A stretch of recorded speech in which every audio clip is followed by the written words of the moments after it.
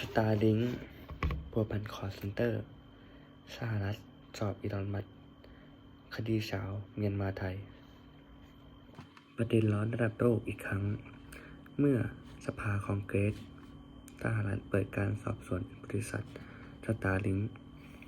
เครือข่ายอินเทอร์เน็ตดาวเทียม SpaceX ของอีลอน มัสก์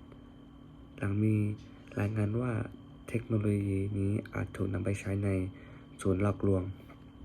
หรือสแกมเซ็นเตอร์ตามแนวชายแดนไทยเมียนมาสื่อนอกเปิดเผยว่าบรรดาศูนย์ต้มตุ๋นรอบเมืองเมียวดีซึ่งเป็นฐานปฏิบัติการขนาดใหญ่ของแก๊งคอลเซ็นเตอร์ในเมียนมา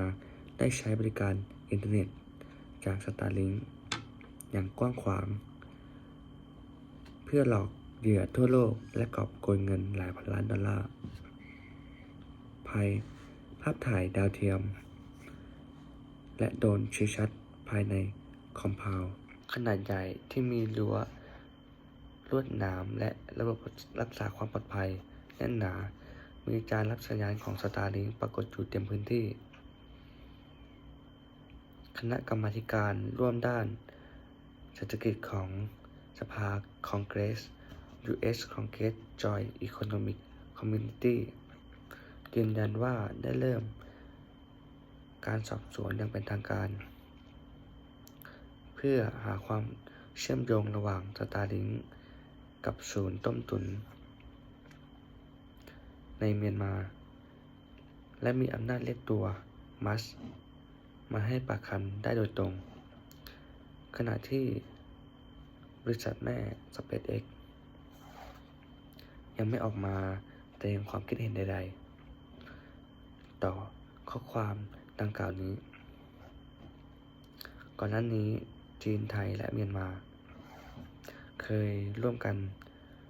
บุกกวาดล้างศูนย์หลอกลวงในพื้นที่ชายแดนเมียนมาเมื่อช่วงต้นปีส่งผลให้มีผู้ถูกปล่อยตัวกว่า 7,000 คนส่วนใหญ่ที่เป็นชาวจีนที่ตกเป็นเหยื่อการค้ามนุษย์และถูกบังคับใช้แรงงานในคอลเซ็นเตอร์แต่แม้จะมีการกวาดล้างข้อมูลจาก APNIC กลับพบว่า Starlink กลายเป็นผู้ให้บริการอินเทอร์เน็ตรายใหญ่ที่สุดของเมียนมาในเวลาเพียง 3 เดือนเท่านั้น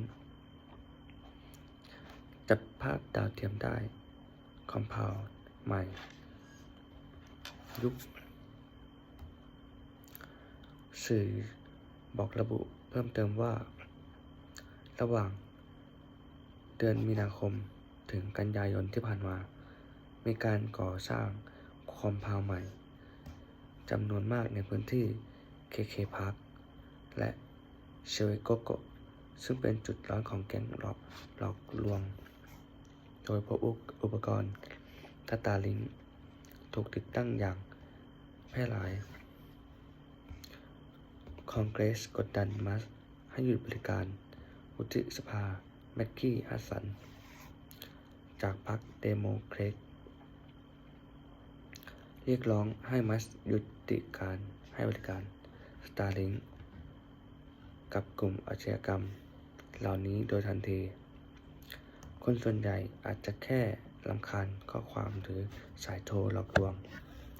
แต่ใครจะรู้เลยว่าเบื้องหลังนั้น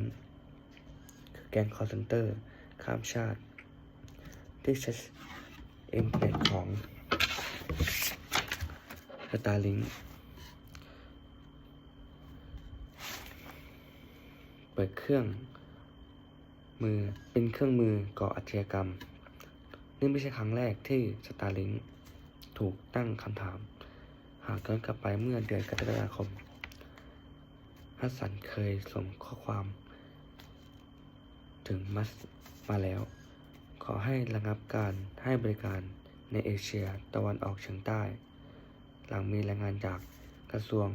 การคลังสหรัฐว่ากลุ่มมิจฉาชีพในภูมิภาคนี้โกงเงินชาวอเมริกันไปหลายพันล้านดอลลาร์ สาเหตุหรือปัจจัยที่ทำให้เกิดการกระทำผิดดังกล่าว คือเมื่อศูนย์หลอกลวงถูกกดดันด้วยการตัดสัญญาณอินเทอร์เน็ตแบบเดิม พวกเขาจำเป็นต้องหาช่องทางใหม่ที่ยากต่อการถูกตัด ดาวเทียมคือทางเลือก Starlink มีจุดเด่นคือติดตั้งง่าย ข้ามพรมแดนได้ ไม่พึ่งสายเคเบิลที่ถูกตัดได้ง่าย ทำให้เป็นช่องทางหลบหนีของผู้กระทำผิด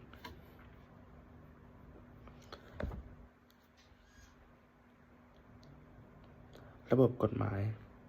การกำกับดูแลยังไม่สามารถควบคุมเทคโนโลยีใหม่ได้อย่างเต็มที่ทำให้เกิดช่องว่างให้ผู้กระทำผิดใช้ประโยชน์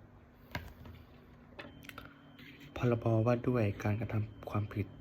เกี่ยวกับคอมพิวเตอร์ พ.ศ. 2550 มาตรา 5 การเข้าถึงระบบคอมพิวเตอร์โดยมิชอบ ผู้ใดเข้าถึงระบบคอมพิวเตอร์ของผู้อื่นโดยไม่ได้รับอนุญาตถือว่ามีความผิด มาตรา 7 การดักข้อมูลหรือดักรับข้อมูลระหว่างทาง มาตรา 9 การรบกวนระบบคอมพิวเตอร์ เช่น การปล่อยมัลแวร์หรือสคริปต์ที่ก่อให้เกิดความเสียหายแก่ระบบของเหยื่อ มาตรา 14 การนำเข้าสู่ระบบคอมพิวเตอร์ซึ่งข้อมูลอันเป็นเท็จ มีโทษจำคุกไม่เกิน 5 ปี หรือปรับไม่เกิน 100,000 บาท หรือทั้งจำทั้งปรับ มาตรา 16 การนำข้อมูลบุคคลไปเผยแพร่โดยไม่ได้รับอนุญาตแนวทางการป้องกันจัดทำกฎหมายหรือข้อบังคับเฉพาะสำหรับการใช้อินเทอร์เน็ตดาวเทียม เช่น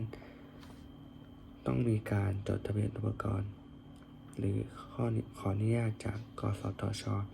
หรือหน่วยงานเทียบเท่า มีข้อตกลงกับผู้ให้บริการว่าเมื่อมีการแจ้งเบาะแสต้องระงับบริการชั่วคราวทันที ให้มีตัวแทนท้องถิ่นหรือระบบรับเรื่องร้องเรียนเร่งด่วน ทั้งนี้ขอให้ผู้ชมที่ได้รับชมเนื้อหานี้ได้เนื้อหาความรู้และไม่ตกเป็นเหยื่อ